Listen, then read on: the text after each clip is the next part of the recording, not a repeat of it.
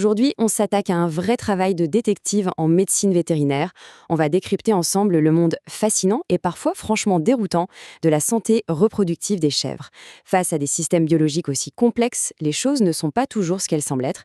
On va explorer des urgences métaboliques soudaines, des mystères physiologiques totalement fous et les solutions chirurgicales ultra précises utilisées pour remettre de l'ordre dans tout ça. L'idée, c'est de rendre ces concepts médicaux pointus, super clairs et accessibles. La grande question du jour, c'est: que se passe-t-il vraiment quand la nature déraille? En médecine vétérinaire, les signes cliniques peuvent être d'une tromperie absolue. Imaginons une chèvre qui présente absolument tous les signes extérieurs d'une gestation, ou à l'inverse, un animal qui s'effondre d'un coup sans la moindre explication visible. C'est exactement là que l'investigation scientifique prend le relais pour séparer l'illusion de la réalité médicale.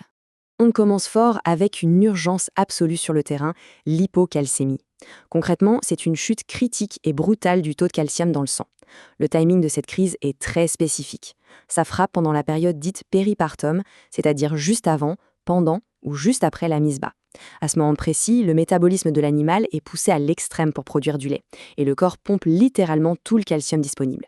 Alors, face à une chèvre effondrée, voire dans le coma, comment être sûr qu'il s'agit bien d'une hypocalcémie? Le truc fascinant ici, c'est que le traitement lui-même sert de diagnostic. C'est du direct. On administre du calcium par voie intraveineuse. Si on observe une récupération spectaculaire et quasi immédiate, bingo, c'était bien une hypocalcémie. Par contre, si la récupération n'est que partielle, c'est un énorme drapeau rouge. Ça indique une condition toxique sous-jacente et il faut s'attendre à un gros risque de rechute.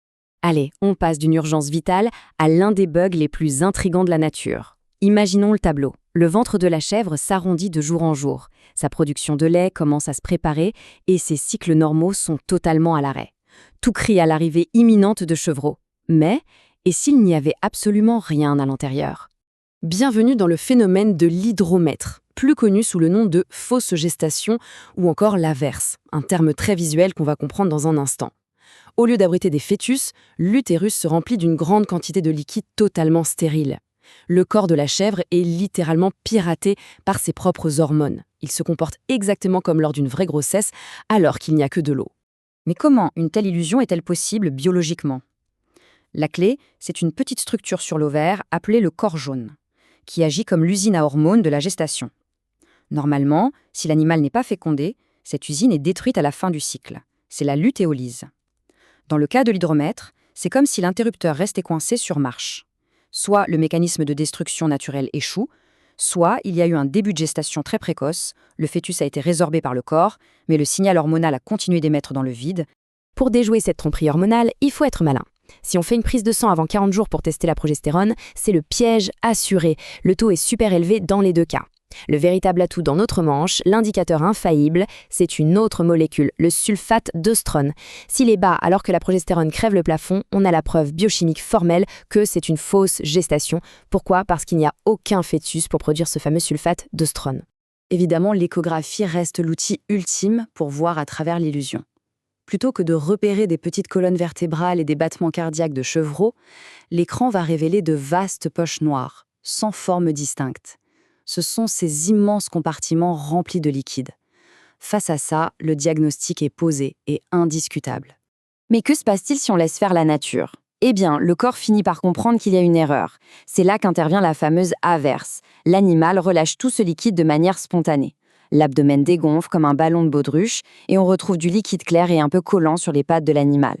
Il faut savoir que des petits écoulements peuvent continuer pendant des jours. C'est totalement normal, même si certains propriétaires paniquent en confondant ça avec une infection urinaire, type cystite. Heureusement, grâce au diagnostic précoce, on n'est pas obligé d'attendre des mois que l'averse se déclenche d'elle-même. La solution médicale est d'une efficacité redoutable.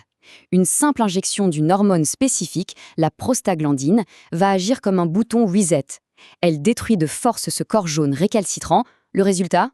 Une averse déclenchée de manière contrôlée en seulement 24 à 36 heures. Le problème est réglé. Maintenant, il faut changer de registre, car tous les écoulements ne sont pas de simples fausses alertes remplies d'eau. Prenons un scénario bien plus inquiétant. Une femelle plus âgée qui commence à présenter des saignements continus. Là, on ne parle plus de liquide stérile et l'approche diagnostique doit changer du tout au tout. Cette image post-mortem est dure, mais elle illustre parfaitement la gravité de ce genre de symptômes. Ce que vous voyez ici, c'est un carcinome utérin, une tumeur cancéreuse agressive. Chez les chèvres âgées, ce type de cancer est bien souvent la vraie cause derrière des saignements persistants. C'est un rappel assez brutal qu'un symptôme extérieur qui semble juste gênant cache parfois une pathologie sévère, avec de possibles métastases. Face à une suspicion de tumeur, le vétérinaire a deux options: l'échographie ou l'ouverture chirurgicale pour voir directement, ce qu'on appelle une laparotomie. Mais c'est là qu'on se heurte à la réalité du terrain. Les propriétaires sont généralement, et on le comprend, très réticents à imposer des chirurgies lourdes et invasives à des animaux déjà âgés. La balance entre bénéfices et qualité de vie de l'animal est toujours au centre des discussions. Pourtant, quand il s'agit d'aller sauver une fonction reproductrice, la chirurgie abdominale est un outil en or. Que ce soit la laparoscopie avec une caméra ou la laparotomie ouverte, ces techniques sont bizarrement très sous-utilisées chez la chèvre. Et c'est dommage, car c'est souvent le seul moyen définitif de diagnostiquer et de corriger des problèmes internes complexes, comme des kystes sur les ovaires ou même des fœtus momifiés coincés dans l'utérus. Alors, comment ça se passe concrètement au bloc opératoire? C'est de la haute précision. L'animal, sous anesthésie générale, est placé sur le dos. Le chirurgien va réaliser une incision très spécifique, pile sur la ligne médiane. On commence tout près du bassin et on remonte de manière extrêmement mesurée sur à peine 5 ou 6 cm. Juste ce qu'il faut pour traverser la peau et les tissus jusqu'à la cavité abdominale sans faire de gros dégâts. Et c'est là que la technique devient d'une délicatesse incroyable. Avec une si petite ouverture, on ne plonge pas les deux mains. Le chirurgien n'insère qu'un seul doigt. Il va chercher l'utérus à l'aveugle, l'accrocher doucement et le tracter vers l'extérieur. Ça permet de sortir complètement les cornes utérines et les ovaires à l'air libre pour les examiner sous toutes les coutures avant de les remettre en place intactes. Pour que l'animal retrouve toute sa fertilité après l'opération, il y a des règles d'or absolues. Incliner la table vers l'avant aide le chirurgien, mais attention, ça écrase les poumons de la chèvre. Et le vrai grand ennemi, ce sont les adhérences, ces cicatrices internes qui collent les organes entre eux. Pour les éviter, il faut une manipulation ultra douce, nettoyer la moindre goutte de sang, et voici un détail surprenant, pas de talc sur les gants. Cette simple poudre suffit à provoquer des inflammations internes catastrophiques pour la reproduction future. De la gestion des chutes de calcium, en passant par les illusions d'une fausse gestation, jusqu'à la précision chirurgicale pour préserver la fertilité, la médecine vétérinaire caprine est un domaine absolument fascinant qui mêle biologie fine et action sur le terrain. L'objectif était de rendre ces mystères médicaux un peu moins obscurs aujourd'hui. Abonnez-vous pour plus de vidéos simples et éducatives.